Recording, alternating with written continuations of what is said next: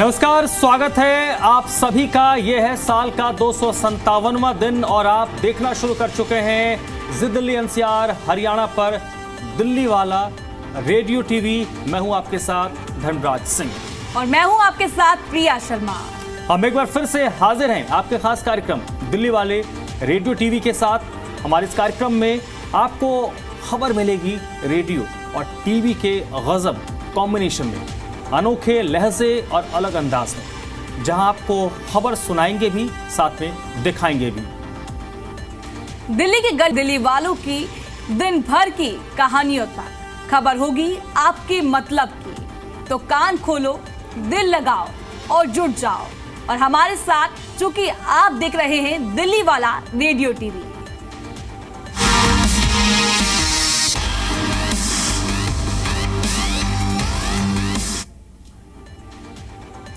तो सबसे पहले हम बात करते हैं एशिया कप की। एशिया कप में आज बड़ा मुकाबला खेला जाना है।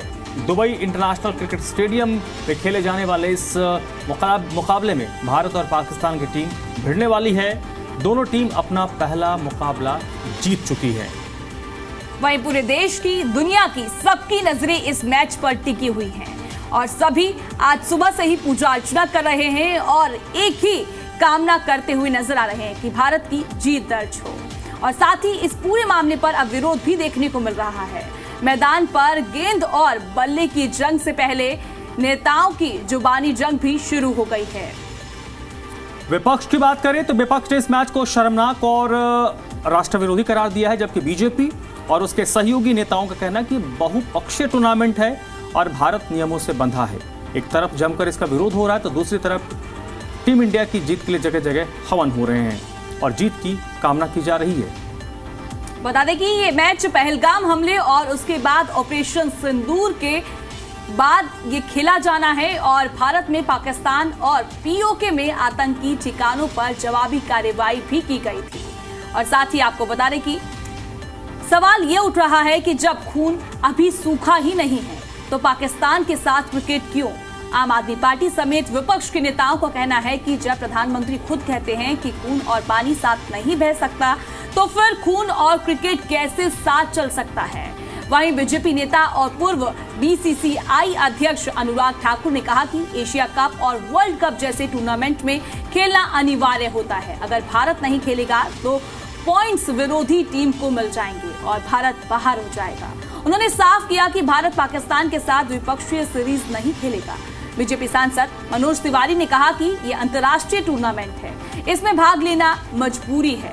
वहीं केंद्रीय मंत्री मनोहर लाल ने कहा कि खेल की अपनी भावना होती है, आतंकवाद और खेल की तुलना करना उचित नहीं है। और इन सभी अटकलों के बीच बीसीसीआई के सचिव देवजीत सेकिया ने सफाई दी। उन्होंने मैच के लिए टीम इंडिया को शुभकामनाएं दी हैं। उन्होंने कहा, मुझे भरोसा है कि भारतीय खिलाड़ी जीत के लिए पूरी ताकत के साथ उतरेगी। ऐसा करना उन घटनाओं का करारा जवाब होगा जिन्हें हम ज्यादा याद नहीं करना चाहते। भारत को ऐसे देश के साथ खेलना पड़ रहा है जिसके साथ हमारे रिश्ते अच्छे नहीं हैं, लेकिन मल्टीनेशनल टूर्नामेंट्स में खेलना भारत सरकार की नीति है। इसी कारण हम इन मैचों से इनकार नहीं कर सकते।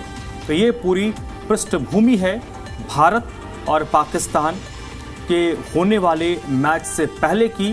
मैच आज खेला जाना है, लेकिन मैच शुरू होने से तकरीबन 2 से 3 दिन पहले और आज भी अभी भी इसको लेकर खूब बयानबाजी हो रही है। आरोप प्रत्यारोप का दौर चल रहा है। जी बिल्कुल धर्म, जिस तरीके से आपने बताया कि आज मैच शुरू होना है और उससे पहले देखने के लिए मिल रहा है कि बयानबाजी का दौर जारी है, वहीं दूसरी तरफ ये भी देखने को मिल रहा है कि सुबह से ही पूजा अर्चना भी देखने को मिल रही है। हवन यज्ञ किए जा रहे हैं कि भारत की जीत दर्ज हो। दोनों तरफा अब देखने को मिल रहा है। कुछ लोग इसका विरोध भी कर रहे हैं, बयानबाजी भी देखने को मिल रही है, क्योंकि जिस तरीके से पहलगाम में हमला हुआ था उसके बाद से ही लोगों का ये विरोध देखने को मिल रहा है पाकिस्तान को लेकर। पर आज सुबह से ही लोगों में एक जोश भी देखने को मिल रहा है, क्योंकि जब भारत और पाकिस्तान का मैच होता है तो काफी दिलचस्प हो जाता है, सभी की नजरें टिक जाती हैं। बिल्कुल, जिस तरीके से इस पूरे मामले पर जो तर्क दिए जा रहे हैं, कुछ चीजें मैं अपने दिल्ली एनसीआर हरियाणा के साथ साथ देश की जनता के सामने रखना चाहूँगा, जो बहुत महत्वपूर्ण है। मैं भी इस व्यक्तिगत तौर पर अगर मैं देखूं तो मैं भी ये मानता हूं कि खेल को सियासत से बिल्कुल अलग रखा जाना चाहिए, लेकिन जो तर्क इस वक्त मैच के सपोर्ट में दिए जा रहे हैं, चाहे वो अनुराग ठाकुर ने दिए हों या मनोज तिवारी ने दिए हों या मनोहर लाल ने दिए हों या फिर XYZ किसी ने भी दिया हो। देश सबसे ऊपर है। और इस पूरे मसले पर प्रिया अगर आप देखो तो जैसे मैंने कहा ना कि पूरे उदाहरण के साथ मैं बताऊंगा कि खेल होना चाहिए और किसी भी घटना को आप पकड़कर ताउम्र नहीं बैठ सकते, लेकिन हर घटना के बाद एक कूलिंग पीरियड होती है। मसलन अगर आज आप में और आपके साथ मेरा झगड़ा हुआ है तो ऐसा नहीं हो सकता कि मैं अगले पल या अगले घंटे आपके साथ मैं गलबहियां करने लगूं। अगर झगड़े की इंटेंसिटी बहुत ज़्यादा है, 2 दिन 4 दिन 5 दिन 10 दिन हम लोगों के बीच बातचीत नहीं होगी, लेकिन एक समय के बाद क्योंकि हम साथ में काम करते हैं तो हो सकता है फिर हम एक कूलिंग पीरियड के बाद हम धीरे धीरे आगे बढ़ेंगे, रिश्ते को बेहतर करेंगे।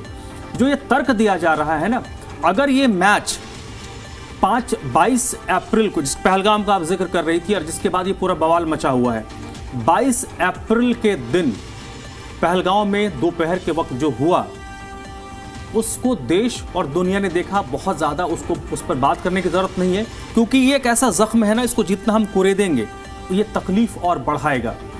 लेकिन ऐसा भी नहीं है कि अगर जख्म है तो उसको हम ढक देंगे, ये भी गलत है, क्योंकि अगर जख्म को आप ढकिएगा तो नासूर बन जाता है। तो यहाँ पर मैं उदाहरण के साथ बताता हूँ कि क्या जो ये तर्क दिया जा रहा है ना कि मैच होने चाहिए, बायलैटरल सीरीज नहीं खेलते हैं, मल्टीनेशनल है तो हमें खेलना पड़ता है, मजबूरी है। क्या एक जीत, एक हार और एशिया कप भारत के सेना और भारत के जो सैन्य परिवार हैं उन शहादतों से ऊपर हैं? प्रिया, यहाँ पर मैं उदाहरण की बात करता हूँ। देखिए, किसी भी टूर्नामेंट को मैं छोटा बड़ा नहीं कह रहा हूँ, हर खेल का अपना महत्व है, हर टूर्नामेंट का अपना महत्व है। लेकिन क्रिकेट में एशिया कप तो जो एशिया की टीम है वही खेल रही है ना, जो एशिया में जो क्रिकेट प्लेइंग नेशन है वही खेल रही हैं। जी बिल्कुल। क्रिकेट का सबसे बड़ा टूर्नामेंट कौन सा होता है? वर्ल्ड कप, जिसमें दुनिया भर के क्रिकेट की टीमें खेलती। कितनी टीमें हैं? 12, 15, 16, उससे ज़्यादा तो देश क्रिकेट नहीं खेलते। दुनिया का सबसे बड़ा स्पोर्टिंग इवेंट क्या है जिस पर पूरी दुनिया की नजर होती है? क्रिकेट है, बिल्कुल सभी की नजरें टिकी होती है। क्रिकेट है, लेकिन जब दूसरे खेलों पे हम जाते हैं तो ओलंपिक का जिक्र आता है जी। ओलंपिक से बड़ा इस हमारे पृथ्वी पर कोई भी स्पोर्टिंग इवेंट नहीं है। 2 उदाहरण बताता हूं, क्योंकि हम लोग बात बात पे अमेरिका की तरफ देखते हैं ना। मैं अमेरिका का उदाहरण बताता हूं। 1980 में मॉस्को में ओलंपिक हुआ था। मॉस्को ओलंपिक 1980, जाकर गूगल कर लीजिएगा। उस वक्त अमेरिका ने, क्योंकि वो USSR जो आज का रूस है वहां पर मॉस्को ओलंपिक हो रहा था, तो उस वक्त 1980 में मॉस्को ओलंपिक का अमेरिका और अमेरिका के जो पार्टनर कंट्रीज थे, कई देश थे जिन्होंने बॉयकॉट कर दिया था। मैं बार बार कह रहा हूं, किसी स्पोर्टिंग इवेंट के बीच कोई कंपैरिजन नहीं है, लेकिन ओलंपिक दुनिया का, इस पृथ्वी का सबसे बड़ा स्पोर्टिंग इवेंट है। दुनिया के तकरीबन जितने देश हैं जिनको यूनाइटेड नेशंस अपनी मान्यता देता है, उसके खिलाड़ी उसमें खेलते हैं, हजारों खिलाड़ी उसमें हिस्सा लेते हैं। 1980 मॉस्को ओलंपिक का अमेरिका और उसके सहयोगी देशों ने बॉयकॉट कर दिया। क्यों बॉयकॉट किया था? क्योंकि 1980 में उस वक्त का USSR और आज का रूस, उन्होंने अफगानिस्तान पर कब्जा कर लिया था। क्योंकि बात अमेरिका की नीति की थी, बात उन लोगों के साथ थी, देश के साथ थी। अमेरिका के हिसाब से मैं बात कर रहा हूं, क्योंकि बार बार हम लोग अमेरिका की तरफ देखते हैं, तो अमेरिका की बात हो रही थी। अमेरिका ने मॉस्को ओलंपिक का बहिष्कार कर दिया। 4 साल के बाद 1984 लॉस एंजलिस में ओलंपिक हुआ। 80 में मॉस्को ओलंपिक का अमेरिका और उसके सहयोगी देशों ने बॉयकॉट कर दिया। 1984 में जब लॉस एंजलिस में ओलंपिक हुआ तो इस बार USSR और उनके सहयोगी देशों ने बॉयकॉट कर दिया, क्योंकि आपने पहले बॉयकॉट किया तो इस बार हम बॉयकॉट करेंगे। तो ऐसा नहीं है, अगर आप अपने देश को, अपने देश के लोगों को, अपने देश की नीति को सबसे आगे रखते हैं प्रिया, तो आपके लिए कोई भी खेल उससे बड़ा नहीं हो सकता। और ओलंपिक में तो ये होता है कि एक लड़का जो होता है वो 15 साल, 20 साल, 22 साल, 25 साल सिर्फ उस इवेंट को जीतने के लिए एशिया कप आज से 2 साल के बाद फिर होगा, इससे बड़ा टूर्नामेंट 1 साल के बाद आ जाएगा। एशिया कप से बड़ा टूर्नामेंट आप खेल के जीत जाएंगे, कोई बड़ी बात नहीं है। लेकिन ओलंपिक जैसा खेल, और उसमें देखिए जिस साल अमेरिका ने या रूस ने उस खेल का, ओलंपिक का बॉयकॉट किया, समझिए जिसने 20 साल प्रैक्टिस किया होगा उस ओलंपिक के लिए, वो एज ओवर हो गई, नहीं खेल सकता। जो अंडर 17 के लिए तैयारी कर रहा होगा, अब वो ओवर एज हो गया तो फिर उसमें वो कम्पीट ही नहीं कर पाएगा। तो ये जब ऐसा नहीं है कि इस देश में, इस पृथ्वी में उदाहरण नहीं है कि बायलैटरल नहीं खेलते हैं हम, मल्टीनेशनल खेलते हैं। देखिए अब इस पे ना बात प्रिया वही आ जाती है, पैसा। जो आम आदमी पार्टी और विपक्ष जो ये कह रहा है कि भाई ये सारा मसला पैसा का है। भारत पाकिस्तान, जब अमूमन टीवी में जो विज्ञापन चलते हैं वो अगर 1 रुपये का होता है तो क्रिकेट का जो मैच होता है तो उसका जो रेट है वो 7 से 8 रुपये का हो जाता है। और 7-8 रुपये, और वो जो भारत पाकिस्तान का मैच होता है तो 14-15 रुपये हो जाता है। तो इसको कंपनियां भुनाती हैं। तो अब वो जो लोग कह रहे हैं कि भाई ये हो ना हो, ये सारा ब्रॉडकास्टर और जो स्पॉन्सर्स हैं उनका दबाव है, जिसके आगे बीसीसीआई या उसके आगे आप जिसको कहें वो कहीं ना कहीं इन्फ्लुएंस है, जिसके कारण मैच खेला जा रहा है। और देखिए हम जिसका जिक्र कर रहे हैं कि इस वक्त मैच हो या ना हो, इसको लेकर देश 2 हिस्सों में बढ़ चुका है। इंडिया और पाकिस्तान के बीच मुकाबला होने वाला है, तो लोगों की प्रतिक्रियाएं भी आ रही। कुछ प्रतिक्रियाएं आपको सुनवाते हैं कि लोग क्या कह रहे हैं, वो आप सुन लीजिए। भारत पाकिस्तान का जो मैच हो रहा है बहुत ही अच्छा और रोमांचक होगा, और हमारे ग्राउंड से जो कुलदीप भैया हैं बहुत अच्छा परफॉर्मेंस करेंगे। हम सबको उम्मीद है कि वो 5 विकेट लेंगे और एशिया कप का कप भी भारत में ही आएगा। मैं तो चाहता हूं कि इंडिया बहुत अच्छा करे, कुलदीप भैया बहुत अच्छा करें और पंजा खोलें, और मेरी यही है कि इंडिया जीते। प्रेशर तो बहुत होता है इंडिया पाकिस्तान के मैच में। इंडिया जैसा खेलेगा उसके ऊपर ही डिपेंडेंट है। पिछली बार 5 विकेट लिए थे, वैसे ही 5 विकेट इस बार निकालें भारत के लिए कुलदीप भैया, और पाकिस्तान को हराने में सबसे अहम योगदान दें। कुलदीप भाई एक हैट्रिक लेंगे फिर से और अपने इंटरनेशनल करियर में और आगे बढ़ेंगे ऐसे विकेट लेके। नहीं, आज इंडिया जीतना मांगता है सबसे अपना बुमराह वगैरह सब बॉलिंग वगैरह डालेगा अच्छे से। रोहित भी है, आज सबकी बैटिंग मीटिंग चलेगी। आज सूर्या भाई का बर्थडे भी है तो चलना मांगता है सूर्या भाई भी आखिर तक। मेरा नाम विजय कुमार। आज जो इंडिया पाकिस्तान मैच खेल रही है, आपको क्या लगता है? किसे देखते हो आप? आज इंडिया ही जीतेगी, और आज सूर्या भाव का बर्थडे भी है और फॉर्म में चलेंगे सूर्या भाव आज, और बुमराह भी आज फॉर्म में चलेगा, विकेट सब लेगा। आपको क्या लगता है कि क्या होएगा इस मैच में? होना तो नहीं चाहिए, एक स्पोर्ट्समैन के हिसाब से होना चाहिए, पर देखा जाए तो पर एक होना तो चाहिए मैच, क्योंकि कैसा इंडिया पाकिस्तान बहुत बड़ा इवेंट है। तो मैच में सब मजा भी आता है, थ्रिलिंग रहता है मैचेस, लास्ट ओवर तक जाता है, लास्ट बॉल तक जाता है, तो मजा आएगा देखा जाए तो। आज का मैच है, होना तो नहीं चाहिए लेकिन हो रहा है। अगर हो रहा है तो ऑब्वियसली इंडिया ही जीतेगा, क्योंकि कई सालों से पाकिस्तान हारता ही आ रहा है और हारता ही रहेगा, उसमें कोई डाउट नहीं है।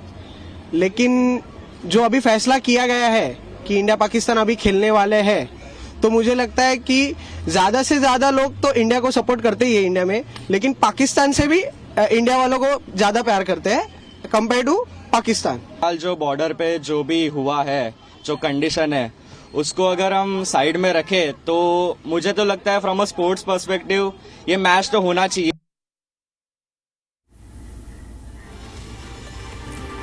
तो देखिए प्रतिक्रियाएं आ रही हैं, और इसमें ज़्यादातर जो प्रिया हमने देखा ना, इसमें ज़्यादातर बच्चे हैं, और वैसे बच्चे हैं जो क्रिकेट खेलते हैं और जिनका संभवतः सपना होगा रोहित शर्मा, विराट कोहली, सूर्य कुमार यादव, बुमराह, कुलदीप, उन जैसा बनने का जो ख्वाब पाले हुए हैं।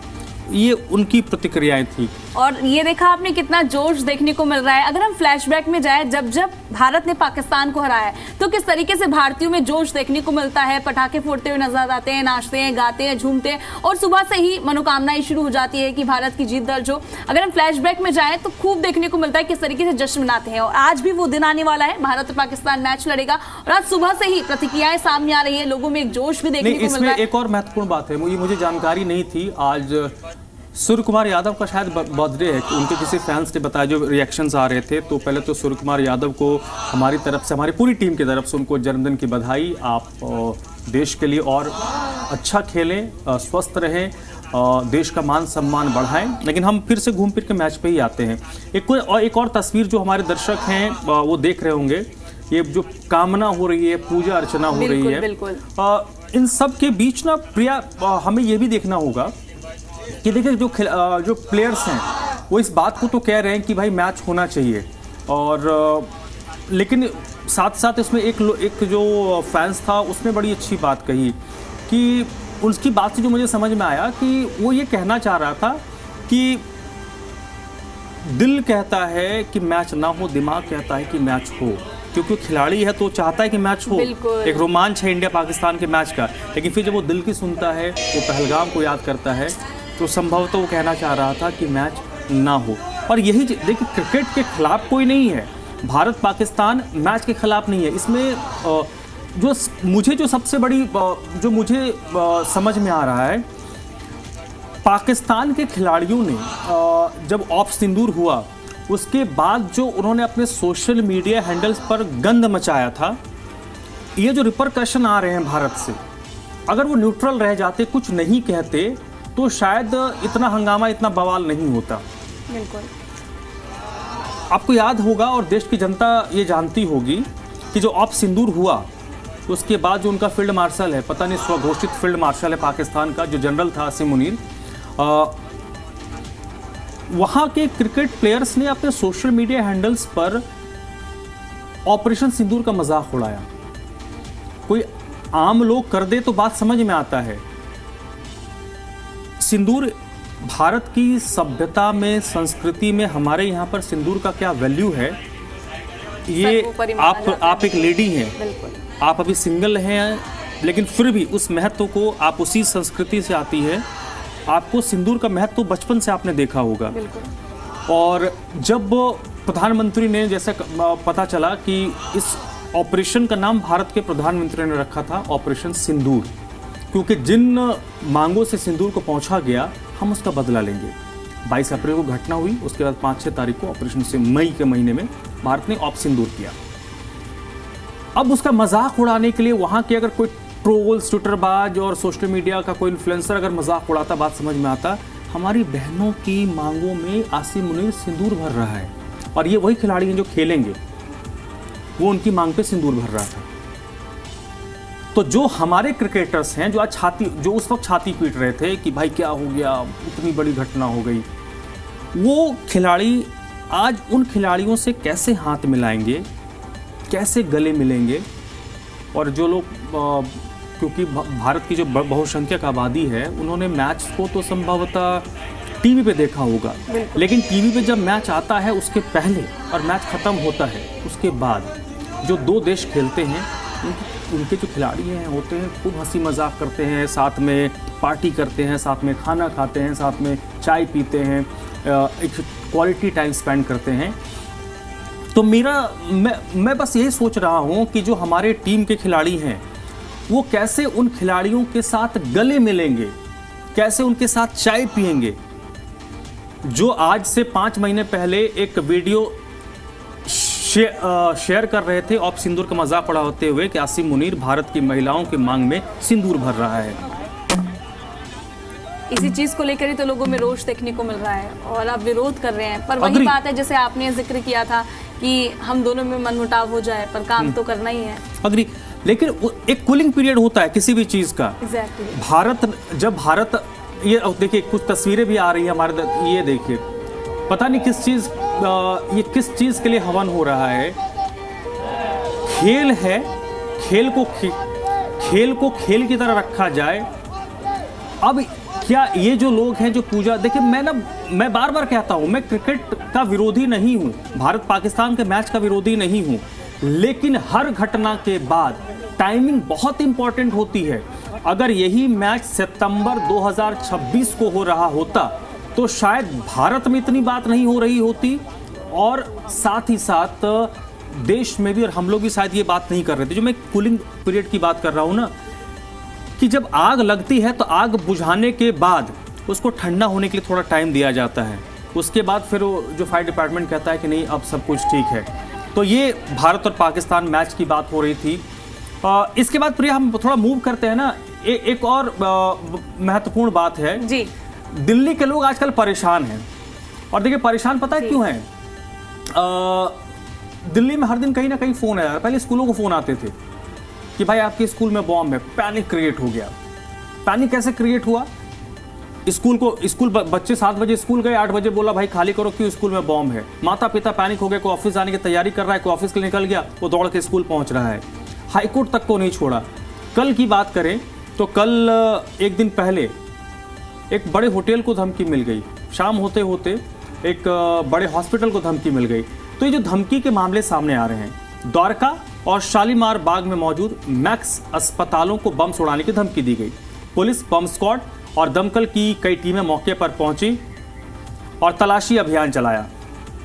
देखिए धर्म, जिस तरीके से लगातार दिल्ली में खबरें देखने को मिल रही है, और ये कोई पहला मामला नहीं है, जैसा कि आपने भी जिक्र किया, यूनिवर्सिटी में भी देखने को मिला था और वहीं स्कूलों में भी देखने को मिला और अस्पताल में भी देखने को मिला। लगातार इस तरीके की ईमेल देखने को मिल रहे हैं जो लोगों को डराया जा रहा है, एक अफवाह फैलाई जा रही है, क्योंकि जब भी जांच होती है तो पता चलता है कि भाई झूठी अफवाह है, ऐसा कुछ भी नहीं है। देखो प्रिया, इस पे ना 2-3 चीजें हैं। पहली चीज है कि अब हमें लगता है ना कि ऐसे मामलों को लेकर थोड़े हमारा जो कानून है इसको सख्त करने की भी जरूरत है। जैसे स्कूलों वाला जिक्र आया, एक दिल्ली के ही मामले में पता चला कि बच्चे की तरफ से करा गया, बच्चे ने फोन कर दिया भाई कि स्कूल में छुट्टी करवानी है। अब समझिए कि एक बच्चे ने फोन कर दिया। कई बार ऐसी खबरें आती कि एयरपोर्ट में किसी ने फोन कर दिया। क्योंकि वो फ्लाइट पकड़ने के लिए लेट हो रहा है, तो उसने फोन कर दिया, भाई पूरी फ्लाइट कैंसिल हो गई 2-4 घंटे के लिए। तो ऐसे लोग जो पकड़े जाते हैं ना, उनके खिलाफ बड़ी सख्त कार्रवाई होनी चाहिए, पहली चीज। और दूसरी चीज, जो हमारी एजेंसियां हैं जो भारत और भारत के बाहर भी काम करती हैं, क्योंकि इसमें जो ज़्यादातर जो ईमेल आते हैं, विशेष तौर पर कल जो ताज होटल को बम से उड़ाने की धमकी दी गई, उसका ईमेल, जिस ईमेल से वो मेल किया गया था, एक दिन पहले जो दिल्ली हाईकोर्ट को उड़ाने की ईमेल किए गए, दोनों एक जगह से जनरेट हुए थे और एक ही ईमेल आईडी से, और संभवतः वो भारत से नहीं हुआ है, वो किसी बाहर के देश से वो आईपी एड्रेस है जहां से वो मेल किया गया। ऐसे में भारत सरकार को संभवतः उन देशों से बात करना चाहिए, चाहे अफ्रीकन कंट्रीज है या जो अमेरिकन कंट्रीज हैं, कोलंबिया वगैरह, इनसे ज़्यादा इस तरीके से, कनाडा हो गए, वहाँ से ऐसे मेल जनरेट होते हैं। तो उन देशों की एजेंसियों के साथ भारत सरकार को बात करना चाहिए। क्योंकि सवाल तो ये भी खड़ा हो जाता है ना कि कर कौन रहा है, इसके पीछे किसका हाथ है और क्यों किया जा रहा है, आखिर क्यों ऐसी दहशत फैलाई जा रही है। बस उनका काम है दहशत फैलाना।